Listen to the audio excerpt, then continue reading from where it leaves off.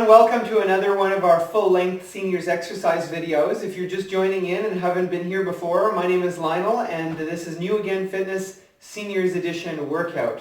We're going to get started with some light range of motion exercises, so just to warm up the muscles that we're going to be using today. What I'd like for you to start with is your right shoulder. I'd like for you to raise it as high up as you can, exaggerate the movement, pull it as far back as you can, and then drop it straight down. Then send it forwards and repeat that action. So we're not drawing a circle so much as we are a square, but this enables us to get the full range in all directions. Good. Once you've done a few of those, let's turn around. We're going to use the same movement on the left shoulder, so let's raise that shoulder up as high as possible, pull it as far back as possible, draw it all the way down, and then send it forward. We'll do that 2 more times, all the way back, down, forward. Let's do one more, all the way up, back, down, forward, and up. Now I want you to use both shoulders exactly the same way, but this time they're both going to move forwards at the same time. So we'll raise them up, forwards, down, and back, drawing a perfect square, exaggerating the movement. Again, we're just getting started here, so try to take some deep, slow breaths as well. Good. Now, lastly, I want you to take your right shoulder. I want you to try a square. Again, don't make this into a circle. I want some nice rigid lines here. And if you can manage, while you're raising your arm, your shoulder on the right side up, I'd like for you to pull the shoulder on the left side down. That's a good way to get started. And then as you pull the right shoulder back, send the left shoulder forward. Just do the opposite. When one goes up, the other one goes down. When one goes forward, the other one goes back. And so on. Do your best to coordinate. And again, make these lines nice and rigid. We'll do 3 more of these. 1. Good. 2. And 1 more. 3.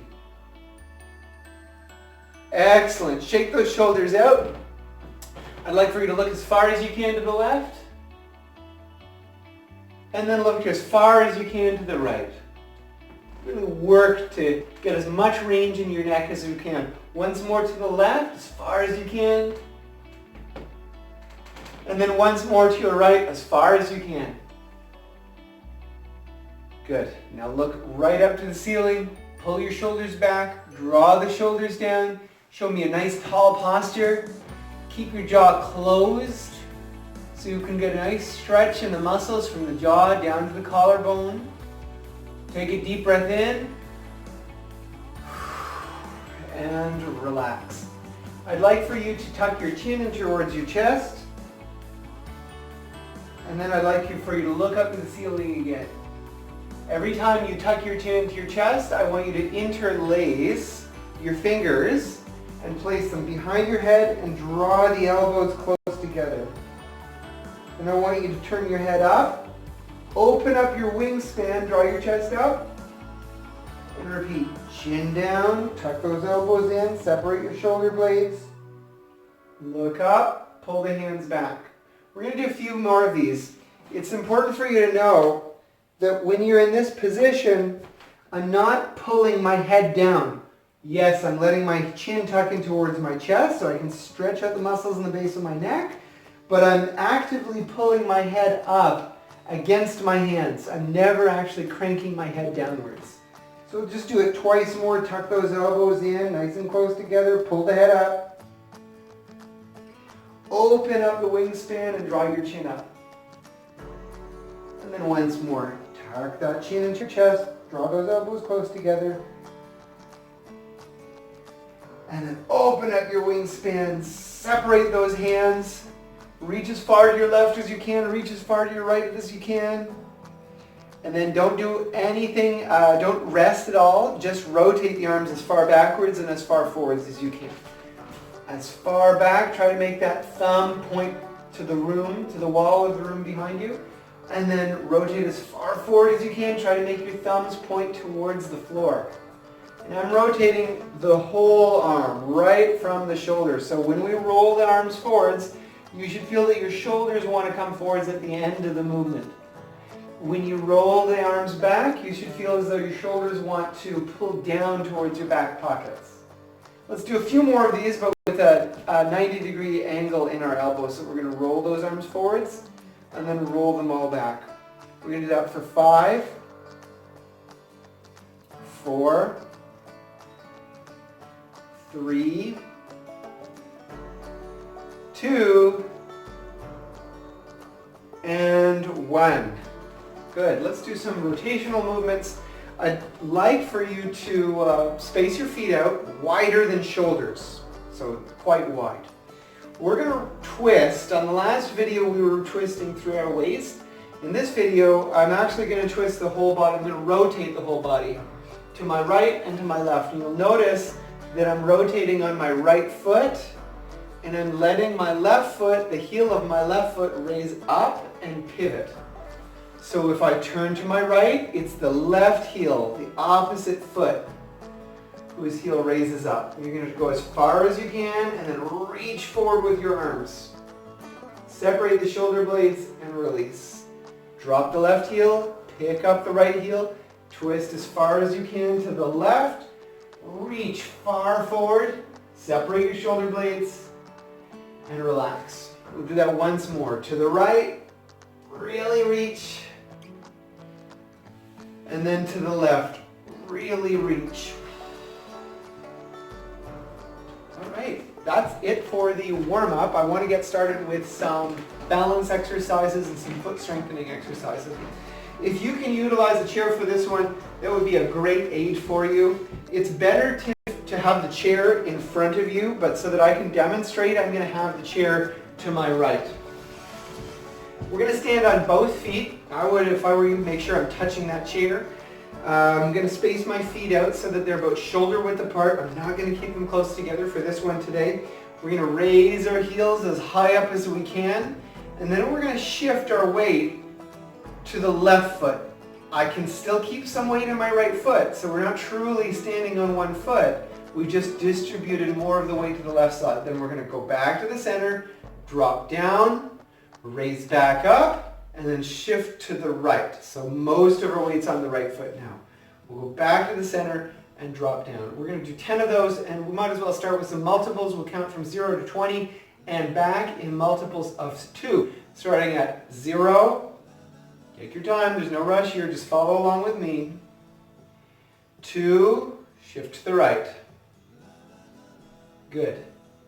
4, you can really utilize that chair for balance if you need it. Although if you feel like you don't need to use the chair, just keep it close by. 6.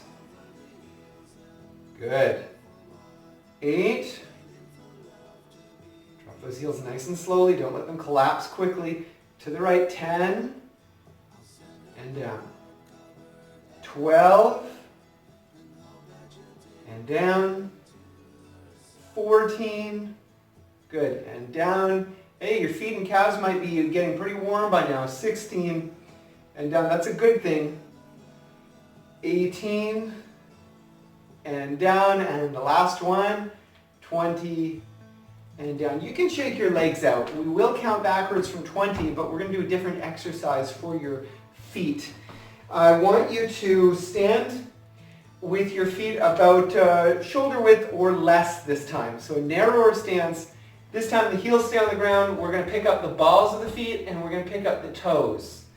We're going to lift them up as high as possible. When you do this, you're going to be disbalanced. So again, I would encourage you to keep a chair or a wall next to you, something close by that you can touch and use for assistance.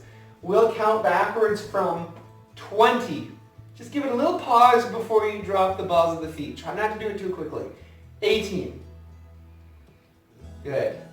16. For those of you who have the confidence and the ability to do this without a chair or without support, 16. I may have counted 16 twice. My apologies. 14.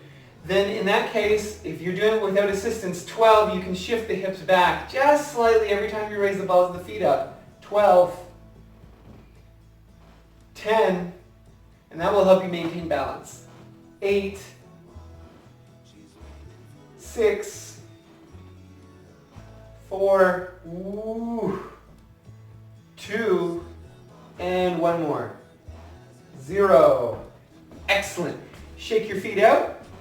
Now those muscles are warm. We're going to do a stretch for your calves right away before they get cold. And you can use your chair for that. I've shown this in a close-up in another video. Really what I'm doing here is taking the ball of my foot and I'm lifting it up and placing the underside of the ball of the foot against a chair or a wall. My chair is not going to slide as much.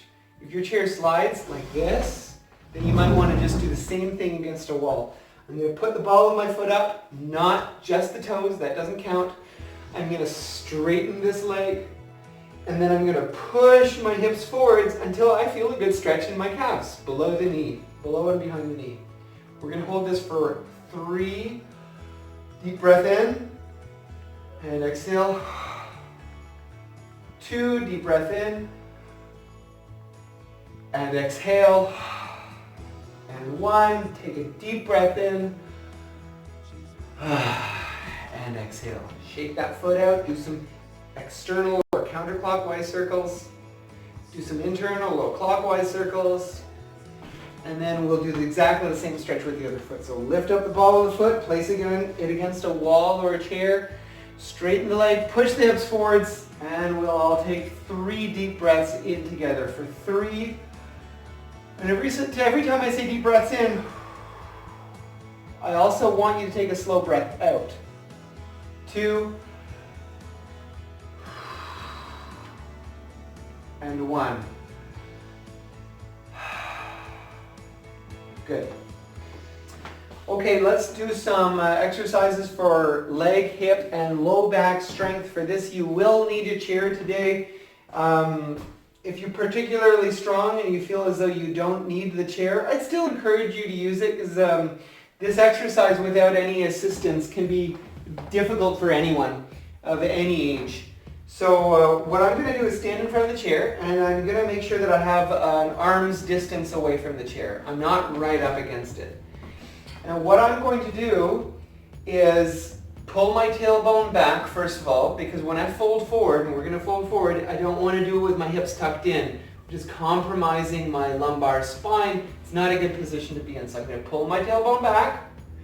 I'm going to fold forward. And before I do anything else, again, I'm making sure my hips are correctly set. I don't want this rounded spine.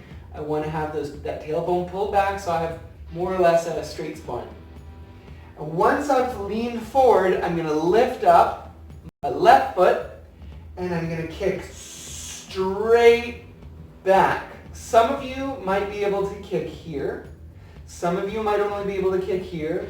Heck, some of you might want to kick high up. You're going to do what you feel is best for you, what you're most capable of, in other words. We'll do this for a multiple of 3, starting from up, 0, out, in, and down. 3, out, in, and down. Notice how I do these nice and slowly. Up, out, that was 6 by the way, in, and down. I'm not in a rush. I want to demonstrate control. 9, in and down. 12, in and down. 15, while you're holding onto this chair, try not to let your shoulders hunch up either. 18, 21, keep them pulled down the whole time. 24, stick with me here, 27, and 30. All right, what you might have noticed after that is that even though we were keeping with the left leg, the glute and hip on the right side are really the ones that became fatigued because they were working to support your hips and keep them nice and even throughout. And that's a good thing if you felt that way. Now let's do the same thing for the other leg, counting back from 30. Fold forward, pull the tailbone back, and start at 40. 37. Ooh, sorry, I should have started from 30. 27. 24, I'm just keeping you on your toes. That was intentional. 21. 18. 15. We're getting close here. 12. 9. 6. 3. And 0. Okay, you made it through. That was the hardest exercise for the day.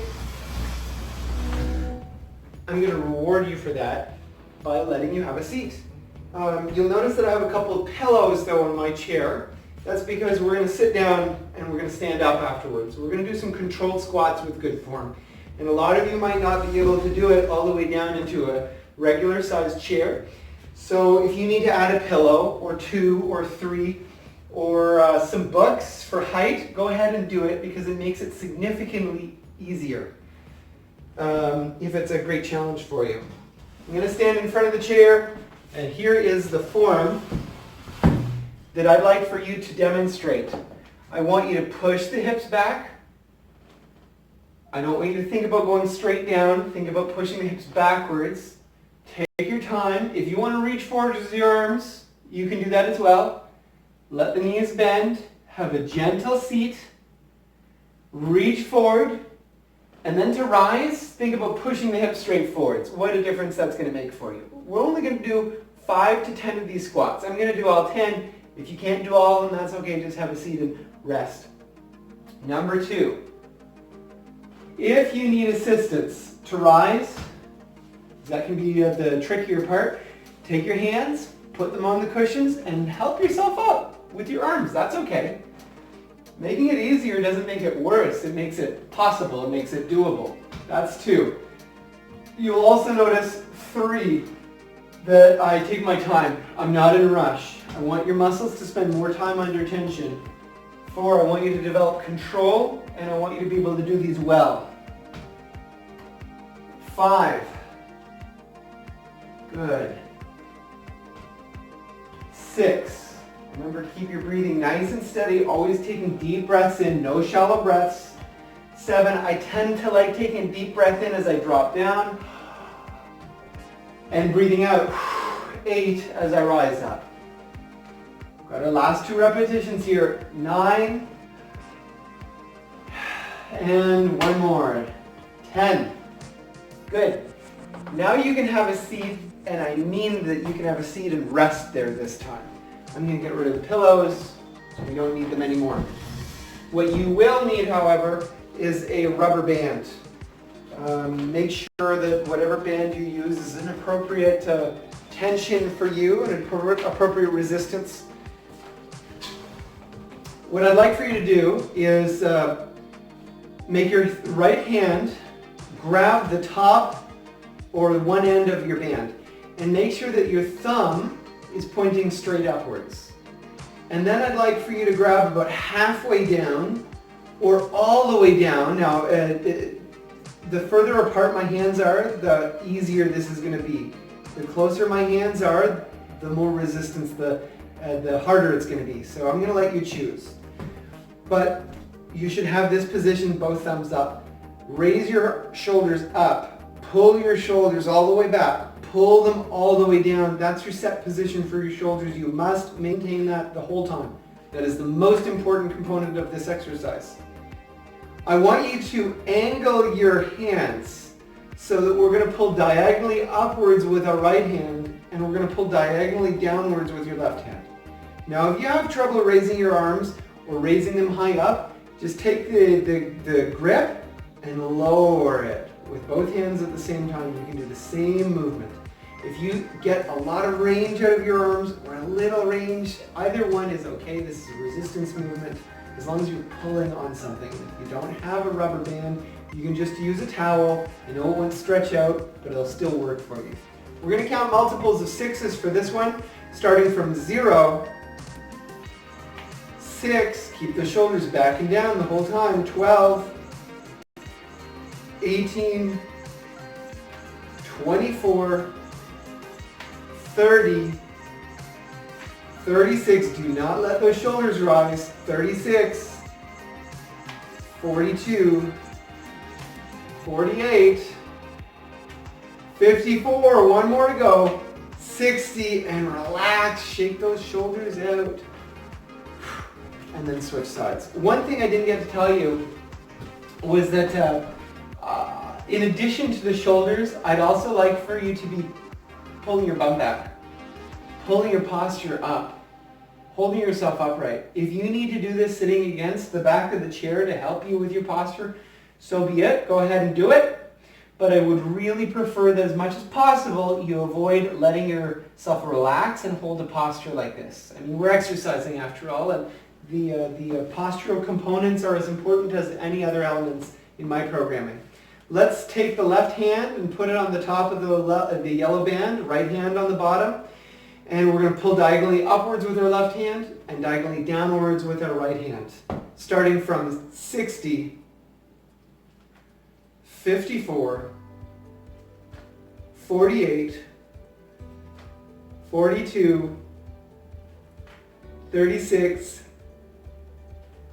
30, 24, 18, 12, 6, one more, and 0. Good job. You can let go of that band. That's the only exercise we're going to need it for today. I'd like to continue to do a little bit of more work for your hips and your quadriceps. Today we will be doing the scissor action. So if you sit further back in your chair, this one's going to be easier. If you sit further forward in the chair, this one's going to be a little harder. I'll let you make the appropriate adjustments for your body. I would also encourage you to grip the sides of the chair. That gives you a little bit more stability. If you lean back, it's easier. If you sit upright, it's harder. So there's so many different ways to adjust this. We're going to lift both legs up. We're going to go over and under, right? Over and under. Each over and under pair counts as one count. And we're going to count in a multiple of 9s for this one. We'll start at 0, 9, 18, 27, 36, 45, 54, 63. If you need to keep your heels lower to the ground, 72, 81 because it's really difficult to lift your legs up high, 90. Don't stop. We're going to count backwards. Then just drop the legs a little lower. That's 90. 81. I've got to focus on the counting here. 72, 63, 54, 45, 36, 27, 18, 9, and 0. Great work. We worked front and back today. I want to finish with some coordination exercises and a little bit of stretching. I've been giving you great hamstring and calf exercises. I'd like to do a stretch for your glutes and your low back today. So I run seniors fitness classes 3 days a week, under usual circumstances. Right now we're all stuck in the house. But I can assure you, anyone who's watching who hasn't joined those group classes, that every single person in my group loves this next stretch. They ask me for it all of the time. So that is a cross-legged stretch. I was being sarcastic, by the way. Everyone complains about this stretch because it is uncomfortable. So I'm going to show you how to do it in stages from the side. Number one, if I need to lean back, that's going to make it a lot more comfortable and take some of the stretch out. If I pull myself upright when my legs are crossed, it's going to be a much deeper stretch. That's already one way that you can make the stretch more doable for you. Also, when I cross my foot over, if my knee is very high up, it means I'm really tight in my right hip. It doesn't mean that I have to force that knee down. If you need to raise that knee up a little higher, or even hug it or hold it like this to make the stretch more comfortable and easier for you, then so be it. Go ahead and do that. But what we're going to do is go ahead and cross our left ankle over our right ankle over our left thigh. We're going to adopt the posture that works best for us, and we're just going to hold on to it. I tend to like gripping my shin or my foot or my knee, but we're going to hold on to that for 5 slow deep breaths in and out. 1, 2,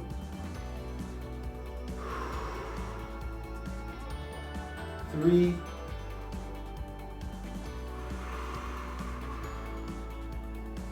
4, and 5. Good, let's release that leg. You do exactly the same movement on the other side. Cross it over. By the way, if even lifting it up that high is difficult for you, I have a method that works. You can use a stool or a foot support that's lower than your knee. You can put your foot up on that. So if I'm stretching my left side, I can put my left foot up on that. I want to keep the support a little bit to my left side. And then I'm just going to let the knee open up. That is so much more gentle and helpful. Even better if you had something in front of you to hold on to. In this case, I'll just grab my chair and utilize that. But for some of you, this might be enough. Holding yourself upright. Let's lean forward if you need to and take 5 deep breaths in, starting from 5, 4. If you feel yourself limbering up, you can go a little deeper as you into the stretch as you accomplish your breaths. 3, 2, and 1. Wonderful. I only have one more movement for you today. This is a coordination movement. It also happens to train your peripheral sight, which is extremely handy in everyday circumstances for all of us. I want you to grab a ball. It could be anything, a foam ball, tennis ball, lacrosse ball. It could be a little bigger than this or a little smaller. It doesn't really matter. As long as you can throw it from one hand to the next and hold on to it or catch it. What I'd like for you to do is start by taking your eyes and placing them on a fixed point in the distance, either on the wall in front of you or somewhere on the floor about 6 or 8, 10 feet away.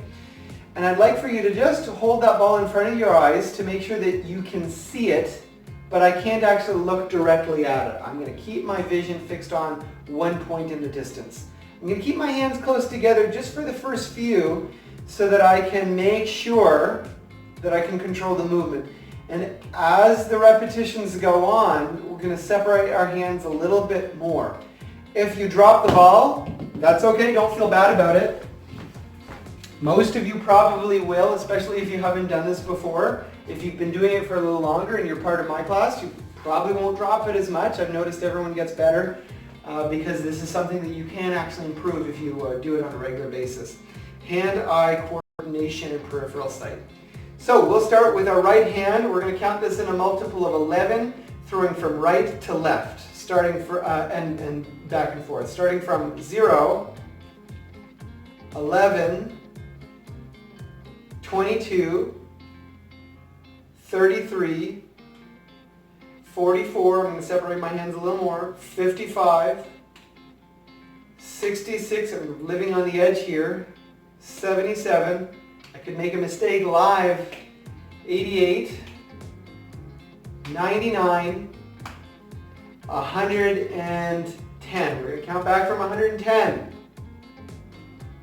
99, 88, don't look directly at the ball, 77, 66, 55, 44, 33, 22, 11, and 0. Good. If that wasn't enough for you, then you can go ahead and repeat that with one hand, the right side, with the left side. Heck, you could bounce it off a free foot. Do whatever you like. Be creative, but that is all for today's workout. Hope you're all going to have a safe and happy day today, and I will see you